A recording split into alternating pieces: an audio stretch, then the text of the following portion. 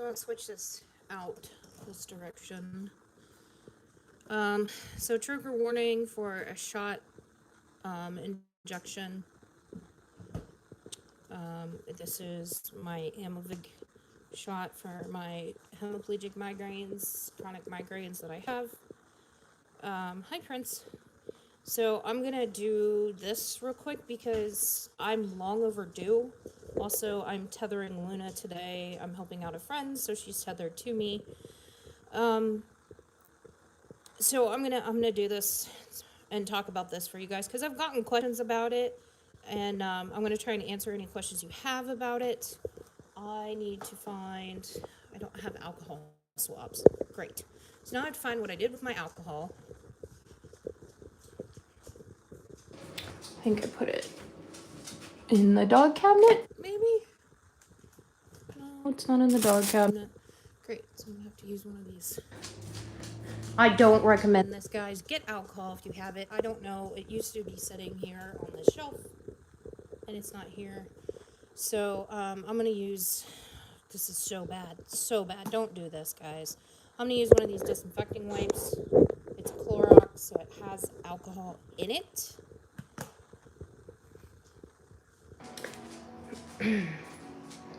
And I'm going to do this. Let me switch around.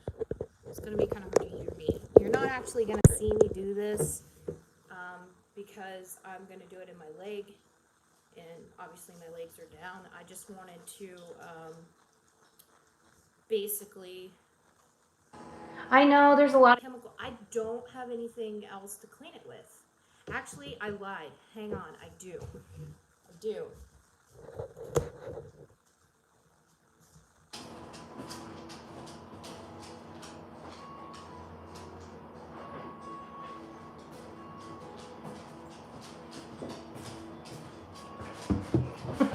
Actual alcohol, guys, will work. So I have some vodka here. I'm just gonna do it this way because I need to go out and buy some alcohol swabs. This is straight alcohol and it's diluted with water, so I have that there. Open this up. This is a sealed box. So Amavig, it is an auto injector, and once a month that I do, and it's a lot like an EpiPen. So this is it. It's already, usually you let it sit out for a few minutes. I don't want to do that because I want to talk and do other things. Usually you want to let it sit for about 5 minutes. It has to stay refrigerated. But if you guys have migraines, this is a miracle. Like, no more than if you were giving yourself like a shot for your like if you were injecting insulin. No more than that. It's a needle about the same size. It's small. It stings just a little bit. So, but usually otherwise it's fine. So to prep it, it's already prepped. So all you have to do is remove the end cap, and that pulls it out a little bit. So that keeps you from doing that. And then you want to take your alcohol swab. You can do it in your stomach, you can do it in your leg, you can do it in your upper arm. I'm going to do it in my leg. That's where I usually do it, and I usually switch off legs every month. I'm starting to get a headache. Yeah, kind of like getting a flu shot. I'm starting to get a headache. I was due for this on the 18th, so I'm like a week past due taking this, and I don't know why I've waited so long. But then you want to hold it up and down straight, and do like a little pinch on your skin. Push down. Push the button at the top. You hear a click. Ow, ow, ow. And then it pops up when it's done. So this pops out once it's done. I always have a little bit of a sting or afterwards. It doesn't sting for very long. And then just put the cap back on. So with the yellow tip, you'll watch the yellow come down. And once the yellow comes down all the way, it pops back out and pulls the needle out. So that's that. Um, I'll answer any kind of questions anybody might have on it. I take a higher dose, it's 140 milligrams, and I literally do not get any kind of headaches when I have this. It doesn't, it's literally a miracle drug to me. I'm migraine free, I'm headache free, but if I don't take it, I get those headaches. So, talk to your doctors about it. If you guys are smokers, you cannot take this because it can cause clots. So if anybody is seeing this randomly, you don't normally follow my YouTube or you don't follow, my journey with migraines and things like that, if you're a smoker, don't bother talking to your doctor about it. They won't give it to you. I am an ex-smoker. I do vape, but vaping, I guess, is different. So I was able to get this prescribed. I'm still bleeding a little bit. Put my leg back down. So, but this is this gets injected into the dermis, the lower level of the skin. It doesn't go down into the muscle. It's just absorbed by your body. So, and here's the box so you can see. The other side has personal information on it, so I can't. And again, this stays refrigerated, guys. So, go ahead, Chelsea. All right, let me go back up through here.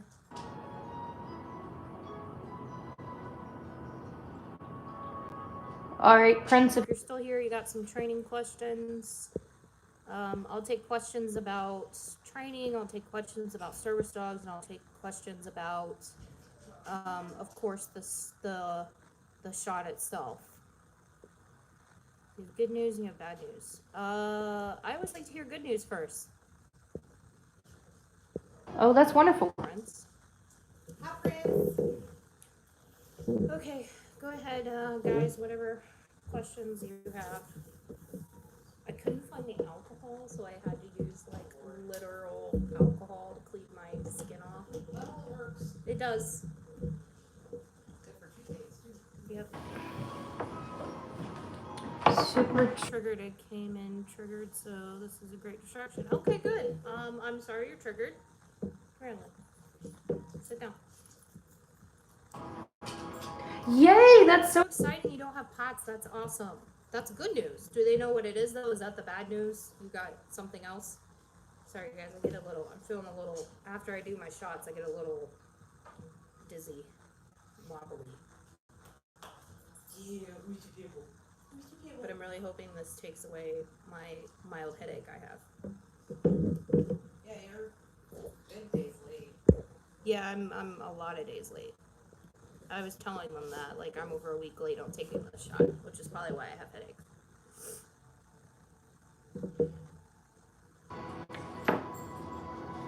I get to play my Any questions, guys? I know, Prince, you had some. I don't know if you're still here or not. Check my heart rate here, see if I need to put my feet up. Probably do. Dang it, Bobby!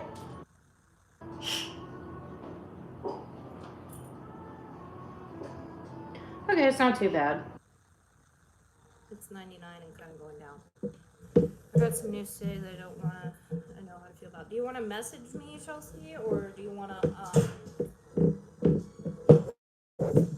talk about it here? As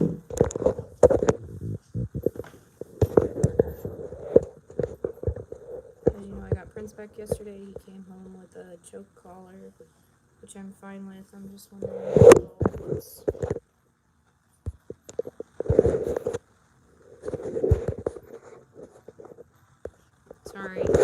Sorry. I was trying to read that and I dropped the phone. I was just wondering, how do I tell my grandparents about it, that they don't like chains? chain on dog. I would just explain that it's a training tool and that any tool used incorrectly can hurt a dog. But when you know how to use it and it's used correctly, it doesn't cause harm to the dog. Maybe even let them put it like around their wrist or their upper arm and you just lightly pull how you would do a correction with him. That's what I did with Rachel. I showed that with my mom because my mom was the same way. She thought it was cruel and it was wrong. Um, Chain training collars are different than prong collars. Prongs are going to apply more pressure in a different way to different areas of the neck for the correction, where a chain collar is just pressure all the way around and it's a constant pressure. What did you want to say? So the prong. It's initially- not a prong, it's a chain that they're talking about. I know, but it's kind of the same concept. The prong collar, which was like, oh my god, no. I had her put the prong around my arm, and I had not only her yank it, I yanked it myself pretty dang hard. It pinches, but It doesn't really it doesn't. I mean, you would literally have to take a dog and like whirl it around your head to do any kind of damage. Yeah. That's my take on it. If anyone hears some weird babbling in the background, I'm playing Sims. You can deal with it. They might not be supportive of it or like it, but that's the training tool that's working best for you guys right now, and you need to remind them of that too, that Prince is so important to you. You don't want to hurt him in any way, but that this is the training tool that's working best for you guys right now. Oh, good, Jazina. You don't have an iron deficiency either. That's great.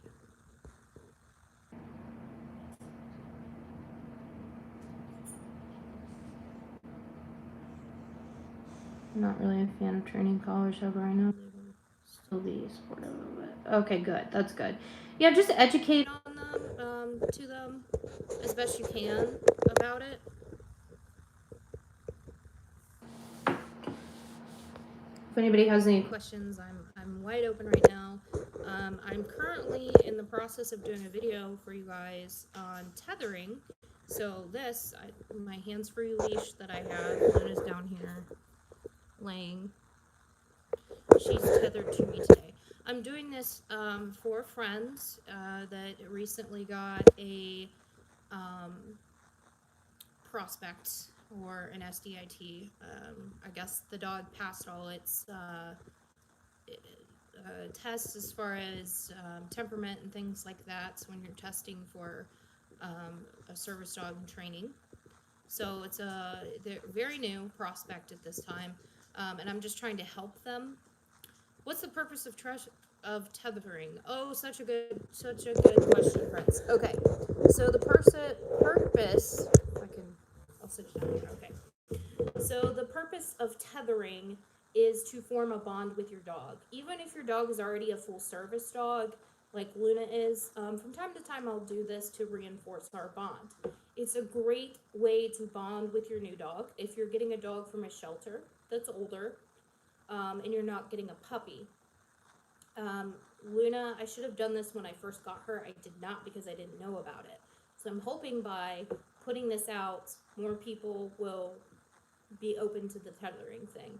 So this is done at home. Tethering is done at home, especially if you have a prospect or an SDIT that's not ready for public access yet. So tethering is going to force your dog, well, it's not really forcing, but your dog is with you all the time. They're right with you. So the benefits of this are, one, you're forming a dog with your bond, with a bond with your dog.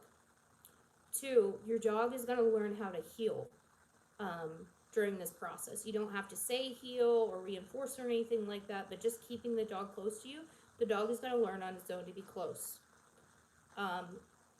If your dog isn't really good at sitting or laying down, they're going to learn to be comfortable with sitting while close to you and laying down while close to you. Obviously, these are things Luna already knows. And also, it's going to give you an opportunity as you go on with the tethering. The tethering process, you can do it as long as you want. You could do it for a month straight. You could do it for a week. You could do it for 2 weeks. Say you do it for 2 weeks. In the second week, maybe you want to start while tethering. You want to start reinforcing a sit or a lay down and the heel command. Or also you could teach your dog when to greet people. And that's just with people in your house. You know, whoever you live with, say you live with your parents or you live with a roommate, tell them, hey, I'm doing this with my dog. I'm trying to teach them when it's okay to go greet someone. So you can teach a greet command while doing that as well. So there's lots of benefits to it. The negatives to it is that literally your dog is going with you everywhere in your home. That includes the bathroom. So when you go to the bathroom, you're taking your dog in there with you. Your dog is going to have to lay down or sit in a close quarter with you. I mean, you don't have to have this around you when you're going to the actual bathroom. You know, you can take it off and lay it on the floor, but the dog is still in the room with you. When you let the dog out to the bathroom to go to the bathroom, the dog is still tethered to you. You can, you know, most of these turn into like a leash that's like 5 or 6 feet. So then you're allowing the dog to do its business while still with you. That's going to reinforce that bond. That's also going to build trust, because a lot of times when dogs are going to the bathroom, they feel vulnerable. So that's going to build that trust up with your dog. Also, if you have a fenced-in backyard, you don't necessarily have to leave them tethered to you because you're still in close quarters. I know, baby, it's because I took my shot. It's because I took my shot. She's Telling me my heart rate is up. Yeah, it's because I took my shot. Good girl. You want to stay here? I would like that. There you go. All right. Don't lick my face. I don't need the lick right now.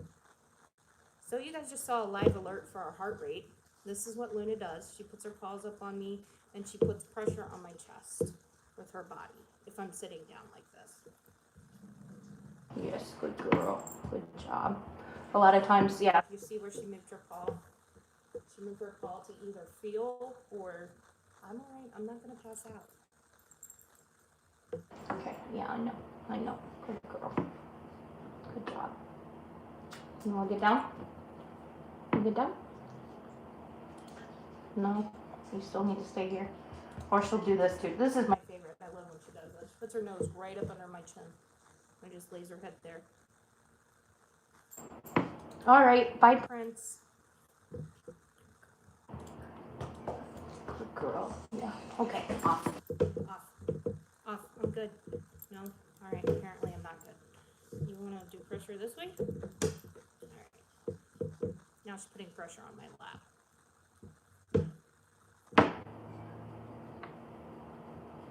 Good girl. Good job. You see she's still tethered to me. Good girl. She has her e-collar on Because we're working on some stuff here at home. Stop. That's gross. Some stuff where here at home when it comes to people coming into the house or someone coming to the door and ringing the doorbell and things like that. So that's why she has the e-collar on. It's not really, I'm not using it today. I might use it later on because she's tethered to me, so I don't need to use the e-collar as much. Okay. off. I'm good now. I'm good now. Good girl. Okay. Let me go back up here. I lost my train of thought too, what I was talking about. Hi, Ava.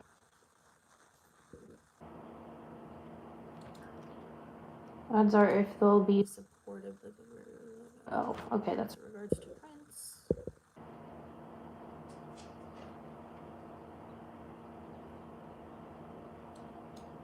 yes. That's a really good point, Jaden. Transgender service dogs said that in a way, taking them to the bathroom like this when they're tethered to you, because it's going to help get used to public restrooms when you have to go, because the space there is very small usually.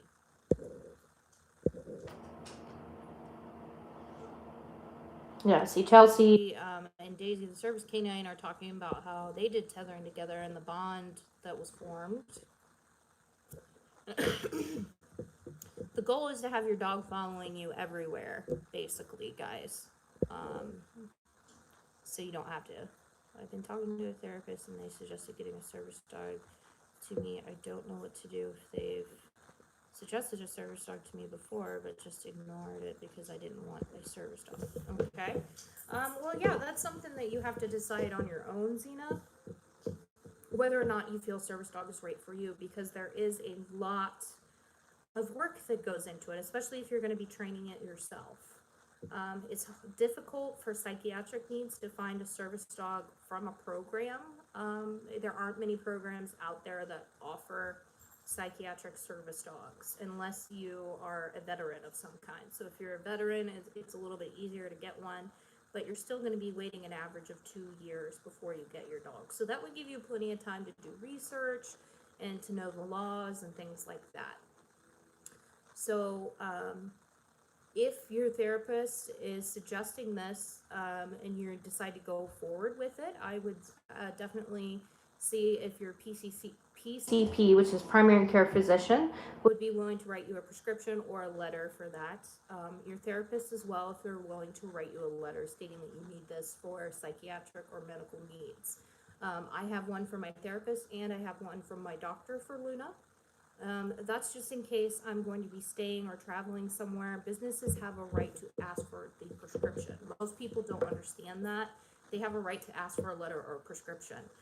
Beyond that, they don't have a right to ask, well, what is it needed for? You know, they can say, basically that's saying, what do you have the need for the dog for? In which case you would say medical, the dog's diabetic alert, it's a seizure alert dog, you know, something like that. Beyond that, they can't ask questions. Well, what exactly does the dog do? You know, stuff like that they can't do. But it's just beneficial to have those notes or letters if you need them. Do you have any tips for when you're in a kind of deep depression stage? I've been trying some things, none of them seem to work.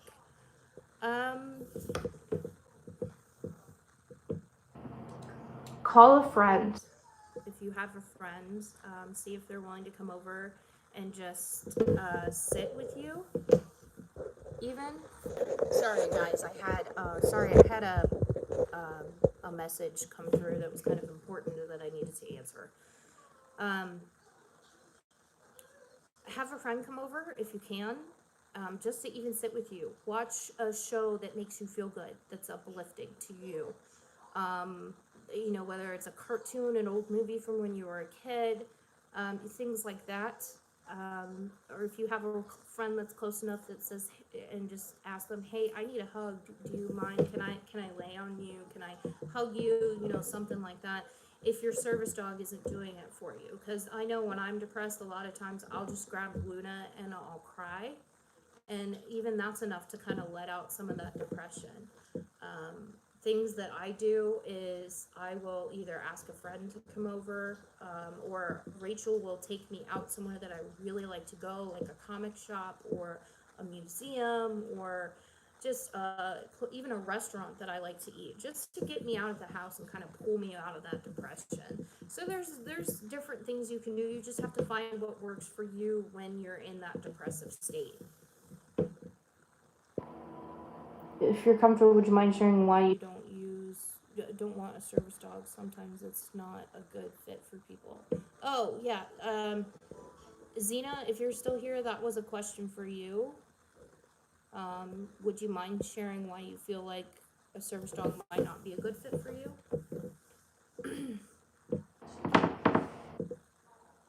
Ava, I hope that was kind of helpful for you.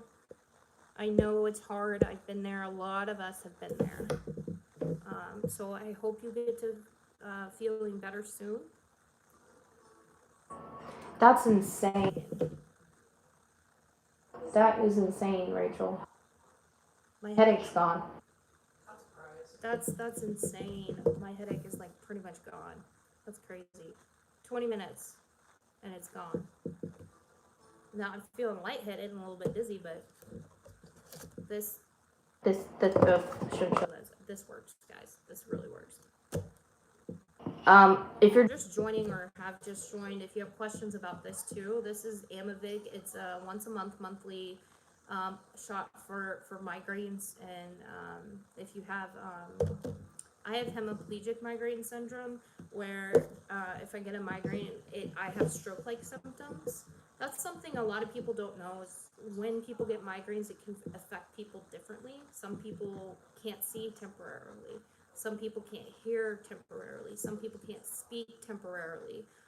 Some people can't move certain parts of their body temporarily. With me, it's literally like I'm having a stroke. I lose speech capabilities. I can't really speak. The left side of my body goes numb. I can still feel it, but it becomes difficult to move. Sometimes my face droops a little bit. So those are all signs that I'm getting a migraine. Usually after I come out of that, my head is really starting to hurt me. So this is why I utilize this. Also, the migraines I was getting, the most I think I ever had was like 8 or 9 in a month. So that was a couple times a week, and they were debilitating. I couldn't do anything. So this has been really a miracle for me as far as that goes. Sorry, I dropped you guys again.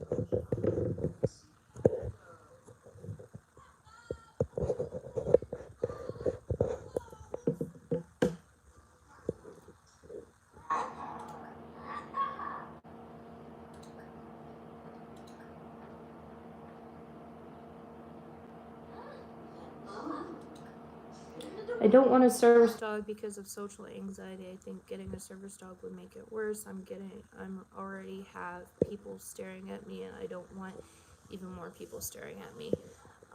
That's perfectly fine, Zena. That will happen, to be completely honest with you, which I think is what Jaden was touching on here. If you have a dog already, like he said, take it to pet-friendly places, and see how you feel about that.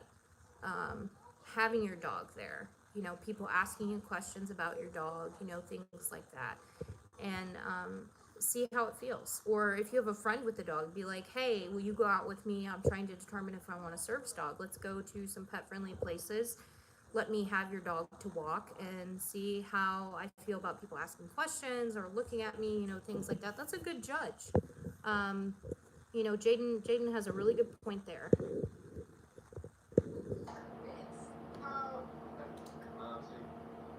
Yeah, I just learned to ignore the stares. I know people are staring at me. It got worse when I started using my wheelchair. I had people staring at me because I'm in a wheelchair. But I knew in the back of my head they're staring at me because they want to know why I'm in a wheelchair. What happened to me? Things that they want to ask but they know are rude to ask. Same with when I had Luna and I wasn't utilizing my chair before I really needed it. I was just walking around with this dog and people were staring at me. Why do they have a dog? Oh my God, what kind of dog is that? Whoa, there's a dog in Walmart. Why? Just stuff like that. I would get a few brazen bold people that would actually come up and straight up ask me, hey, why do you have that dog in here? Well, she's a service dog. Do you know what a service dog is? And then the opportunity to educate comes up, which is great. I love to educate, so I don't mind that so much anymore. People straight up come and ask me, like, why do you have a dog in here? These are all really great questions, guys, that you're asking. Thank you to some of my followers like Jaden, who are kind of chiming in as well, offering advice. This is great. So I'm going to stand here a couple more minutes, guys. If you have some questions you want to ask, feel free. But here in about a minute or two, I'm probably going to end this. I need to eat some lunch and continue editing some videos to get out for you guys. So I just wanted to share my journey so far with Amavig. I've been on it 6 months. It's been great. And kind of just share that bit of my life with you guys and talk about tethering a little bit, since I'm tethering today with Luna.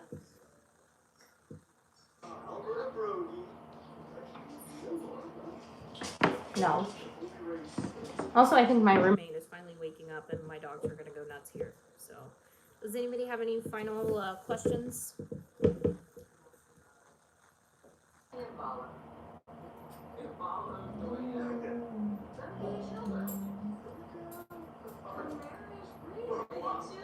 I think we're all kind of like that, Jaden.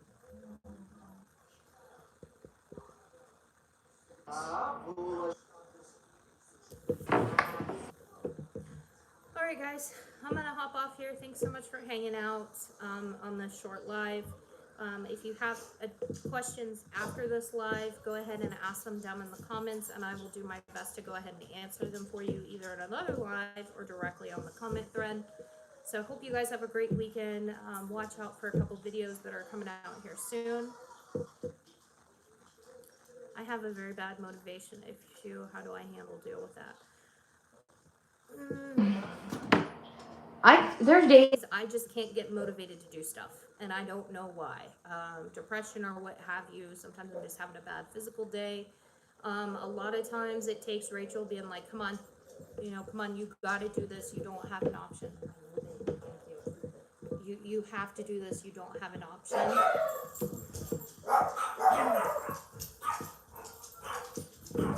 That's enough. That's enough. Hey, that's enough. Karma. Sorry, guys.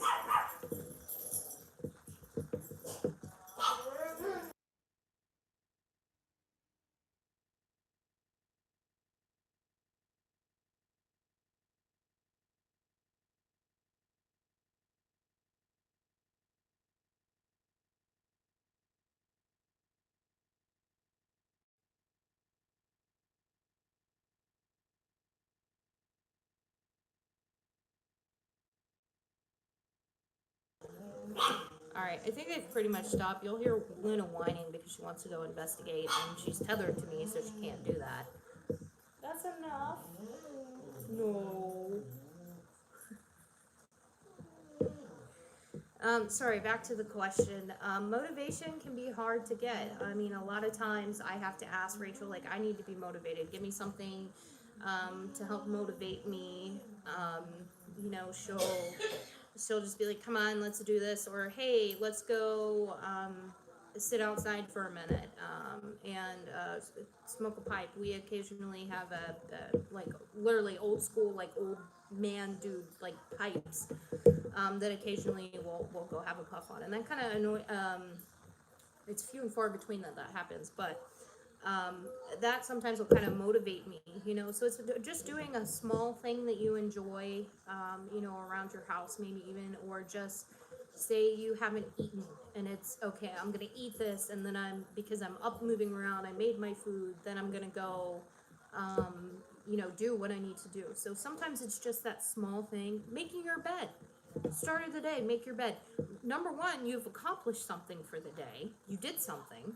So you can say you actually did something. Or just getting dressed even. Sometimes that's enough of a motivation.